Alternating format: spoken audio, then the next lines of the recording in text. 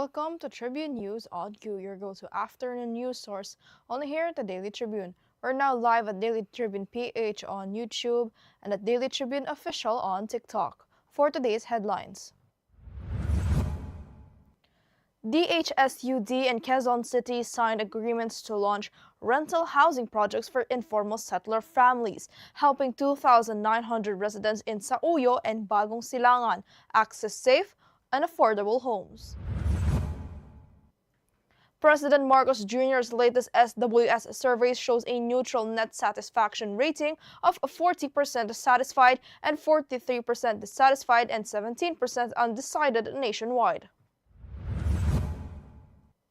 First Councilor Leslen Enad becomes acting mayor of Minglanilla after preventive suspension of the mayor, vice mayor, and 8 councilors, promising steady leadership for residents. House Young Guns backs Sandro Marcos' no work, no pay bill, linking lawmakers' salaries to verified attendance and participation in sessions and hearings. A Mexican family in Minneapolis stays locked inside amid intensified immigration raids, fearing deportation despite holding work permits during Operation Metro Surge.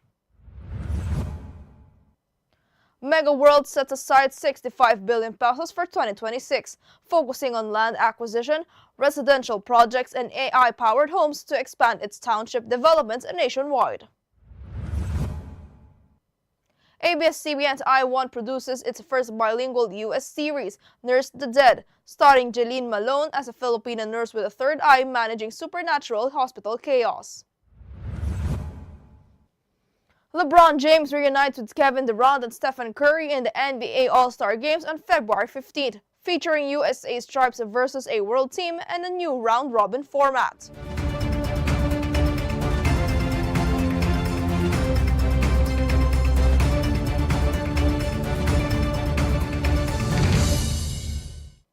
Today is the 3rd day of February 2026, Tuesday, and I'm Eliana Lacap, bringing you today's top stories. Let's get started. The Department of Human Settlements and Urban Development and the Quezon City governments have signed 2 agreements to roll out in-city rental housing projects for informal settler families. The projects under the expanded Pambansang Pabahay para sa Pilipino program will feature medium-rise buildings in areas such as Sauyo and Bagong Silangan. Around 2,900 individuals living in waterways and danger zones are expected to benefit. DHSUD said that the initiative supports President Marcos Jr.'s push to expand safe, affordable, and dignified housing options nationwide. President Ferdinand Marcos Jr.'s net satisfaction rating remains neutral, according to the latest Social Weather Station survey. Results show 40% of adult Filipinos are satisfied with his performance, while 43% are dissatisfied and 17% remain undecided. The figures showed little change from September 2025. Marcos posted his highest ratings in Balance, Luzon, and Visayas, but registered poor scores in Metro Manila and Mindanao. The nationwide survey was conducted from November 24th to 30th of 2025 among 1,200 adult respondents. In Minglanilla, Cebu, First Councilor Leslen Abella Enad has assumed the role of acting mayor following a 1-year preventive suspension of Mayor Rajiv Enad, Vice Mayor Lani Peña, and 8 councilors. As the mayor's wife, Leslen said she is committed to providing steady leadership and continuing public service for the residents. The Department of Interior and Local Government noted her powers are limited, including restrictions on hiring and firing for 30 days. Councilor Mulot Laput is expected to serve as acting vice mayor while the government expedites temporary appointments. The House Young Guns bloc has fully backed House Majority Leader Sandro Marcos' No Work, No Pay for members of the Congress Act. The bill links lawmakers' salaries to verified attendance and participation in plenary sessions, committee hearings, and other official functions. Supporters say the measure strengthens accountability, protects public funds, and aligns lawmakers with the standards of ordinary workers. Provisions cover valid absences and penalize falsified attendance records. Deputy Speaker Paulo Ortega called it a long overdue reform aimed at fairness and restoring public trust in Congress. A Mexican family in Minneapolis is living in fear amid intensified immigration raids under the Trump administration. Ana, Carlos, and their son Luis have stayed locked inside their home for 2 months, keeping doors barred and curtains drawn. Despite holding work permits, they worry about deportation, as federal agents target immigrants during Operation Metro Surge, with no income since December. The family struggles to pay rent and survive. Carlos said the work permit no longer protects them, calling the situation unfair, while Luis longs for normalcy and dreams of venturing outside safely. Now, listed property developer MegaWorld Corporation has set aside 65 billion pesos in capital expenditures for 2026, focusing on land acquisition, land banking, and project development. The company plans to launch 19 residential projects this year with a combined value of 65 billion pesos across key areas nationwide. MegaWorld said the spending will support township development and expansion in residential, office, and retail sectors. Company officials cited continued growth opportunities, including plans to introduce AI-powered homes in select developments.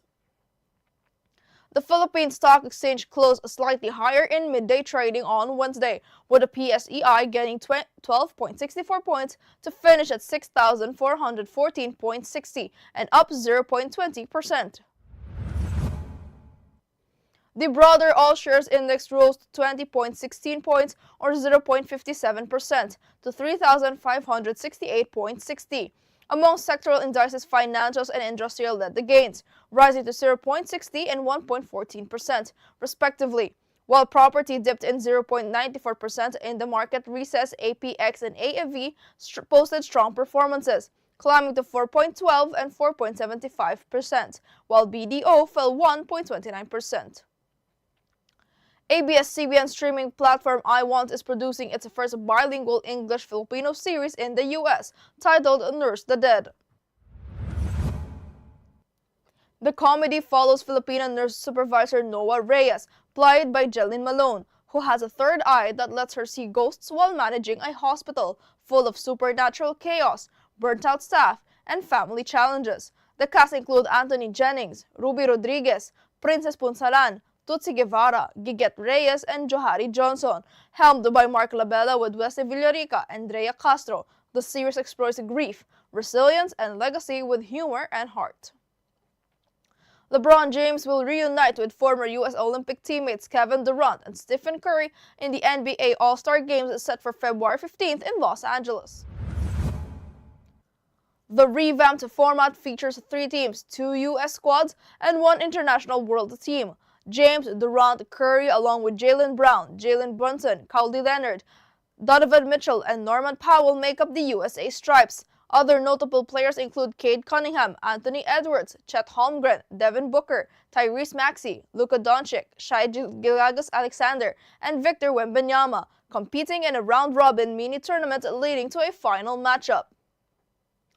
Katribu, did you know that on February 4, 1861, 6 southern slave states seceded from the United States and formed the Confederate States of America in Montgomery, Alabama, a pivotal moment that set the stage for American Civil War. A funny moment on TikTok is making waves online. A video uploaded by user Tatian has racked up nearly 300,000 views and 15,000 likes. In the clip, a girl is offered a drink to sip, but her friend stops her with a humorous warning, "Stop, you might get promoted," a playful nod to office colleagues who are a little too eager to please their boss. The video has sparked laughter and plenty of relatable comments from viewers who've seen this at work. Let's watch this.